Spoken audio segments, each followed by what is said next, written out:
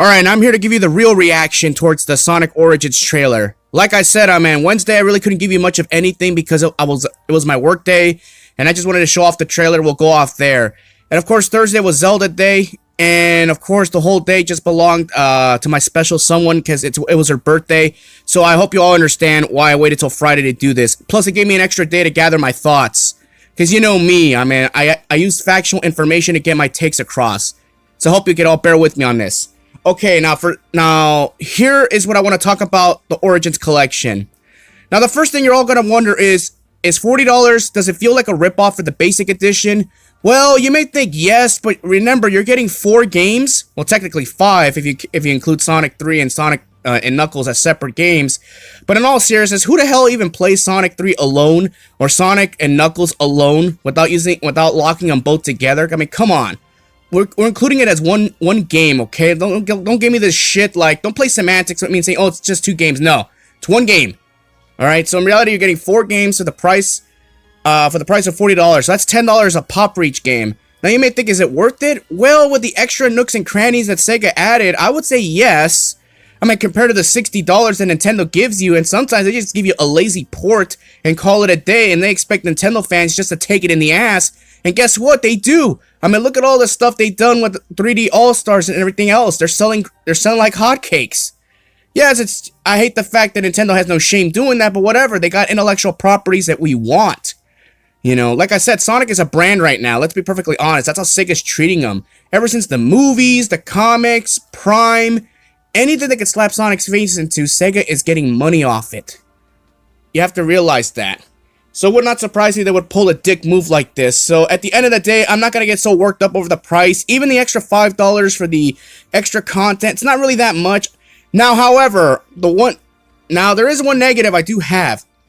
If you're going to pay if you're going to pay 40 to 45 bucks, you expect to get a physical release of this game, correct? No. As far as we're concerned right now, there's no physical release of this fucking game at all. So for me, I might actually have to boycott this game, and I'll explain more on that in a quick second. The fact that we're paying this kind of money, we're paying almost new game money. Like if it was just a $20 or $30 game, I could live with that. The fact that Sonic Mania got a physical release for that kind of money show you that they gave a damn. Why all of a sudden that we're paying almost double the price of Mania for 4 games being ported? I know some of them were reworked. And we're not even getting a physical version of this game. Like, seriously, Sega, this is such an anti-consumer move right here. This is the kind of shit that Ubisoft would pull, or any other fucking AAA company would pull. What the fuck? You know, because I'm going to tell you something right now. If you don't feel comfortable paying $40 for these games, I don't blame you, especially the PC version of this game. I mean, especially when you have Denuvo. I think you still guys have that and get Steam keys and all that shit. You'd be better off just using emulators and emulating these damn games yourselves. In fact, in the Sonic Retro page, you have ROM hacks that actually enhances the original games by a lot. So why would you want to give out $40 of your hard-earned money if you're a PC owner or anyone who has access to a PC or anything, or emulators at this point? Why you could just emulate these games yourselves and not pay a damn dime? Because in my honest opinion, I don't think Sega even deserves money from us for this kind of project, in my honest opinion. Because this is nothing more than a heartless cash grab. I mean, because the cutscenes and all that stuff, you actually have to pay that with paid DLC, which explains this next page right here. So you're not going to get this on the basic edition. No, it's not like you're going to get the game, boot it up, and no. You actually have to pay for that shit. Oh, and the pre-orders. Yeah, there's pre-orders right now. In the Nintendo Switch version, there's no pre-orders as of right now. Yeah, nice move, Sega. Always sticking it to Nintendo like that. Fucking idiots, man. Even though the Switch version by far is going to be the inferior version, let's be honest, it's going to run at 30 frames, because why not? You know, it's going to run at 30 frames while everybody else gets all the high resolution, which is understandable. Fucking Sega, seriously, can't even get the basics right. I'm going to be perfectly honest with you right now. I'm going to give you one last take right here, and I want you all to listen up here, and I'm not fucking kidding around. In Sonic Mania is the one game I ever boycotted, aside from Pokemon Shield and Sword, because I have my reasons. Sonic Mania, I boycotted that fucking game for one reason and one reason only. Why was Amy showcased in all those trailers, and yet she wasn't even playable? In the core game, or even the deluxe edition. If she was playable in the deluxe edition, I would have been fine with that. I don't mind for paid DLC with other characters. I mean, this is nothing, you know, this is something that Sega should consider doing for mainline games. If they can't put them in the regular story or shoehorn them in, at least make them playable. Make Shadow playable. Make Amy playable. If they fit that timeline, of course. I'm just talking in general.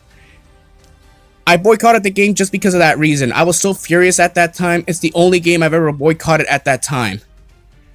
Now, right now, why is Amy being showcased again here? I understand she's representing Sonic CD along with Metal. That I can understand. Sega, I'm going to ask you this one fucking time and listen up. I don't care who's listening.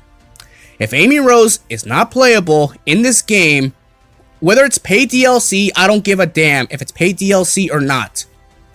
I'm going to go to your fucking headquarters, and the Factory of Sadness is going to come a lot earlier than I expected. I normally wanted to do that if Sonic Frontiers was going to be an epic flop, but Sega's giving me more of an incentive to go. Like I said, I only live 10 miles away from their headquarters here in Irvine, California. It's not that far of a drive for me. I'm going to be perfectly honest. I'm going to call you assholes out, and it's going to be a TikTok-style video, and I'm going to give you assholes a scathing rant video and make you guys look like assholes if she's not playable. You may think that that's making me a bit of an extremist. Oh, I am. You know, when I am. You know, you can say I'm a little bit, you know, I'm the kind of person who's rebellious. You know, that's the kind of person I am. I give out truthful information. Most of you tend to agree with me on my takes. Most of you are just shut yourself off from the truth because you see other people not giving you the real information like I do. But that's whatever, you know, you can do whatever you want. That's great. But at the end of the day, if she's not playable at any capacity in these games, I'm going to be pissed off. And if she is going to be playable, if we're paying the extra money, she better be playable in all 4 games. And in Sonic 3 and Knuckles, she better have a Super State. That's all I gotta say right now. And don't give me that bullshit excuse that they can't program her to doing that. The fan-made games have given Amy a Super State. They've made her playable in all these games. There's no fucking excuses, Sega. You know this is what the fans want. And the fact that you keep teasing us and teasing us and teasing us that Amy's in these cutscenes and she's not even fucking playable. You know it's a smart business move to make her playable. That's easy money right there you're leaving on the table. Seriously, man, even for $10 as paid DLC, I'll buy that. As long as I get what I want. And you have a lot of hardcore Amy marks who would easily pay that money without even questioning it, just because they love her to be playable. Let me know what you all think about this.